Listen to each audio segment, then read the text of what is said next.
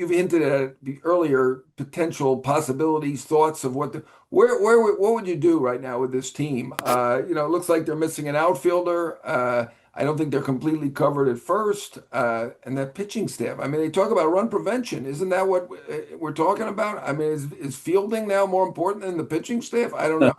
Uh, What, you where know, would you go? I mean, some of the players who are available yeah. still. Anything in particular you would look at for the Mets? Yeah, I mean, I was just thinking, in the last 24 hours, the Arizona Diamondbacks seemed to be in play for Alex Bregman. Alex Bregman signed with the Cubs. They pivoted to Nolan Arenado. I thought that was a brilliant move. I don't know how you guys feel about that. I think Yeah. that was a nice pivot for them for a player that has been so good, has struggled the last couple of years, but I still think there's a lot of good in there. So I thought that was a great pivot for them. So maybe that's where the Mets look to do some damage, do some pivoting, and maybe getting a player that no one really has thought of in a trade to maybe bolster their team. Another way to go about it is maybe some of the guys that are still on the market, going back to the Diamondbacks, their free agent, Zac Gallen.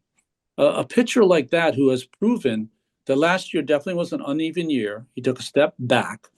But, free agents is a tough year, John. You know that. For every unbelievable year like Juan Soto had in 2024, you have a lot of players that struggle in free agency. It's a hard thing to go through where you're trying to put in a team sport numbers on the board to make sure you get that big contract. So maybe Zac Gallen is the guy that you pivot from, and maybe that doesn't cost you that big long-term contract. Maybe Zach's at a point now where he takes a 2-year high AAV with an opt out. So you get him in the rotation. And if you look at his track record, he makes 30 plus starts every year. That's what I would kind of look at if I were the Mets.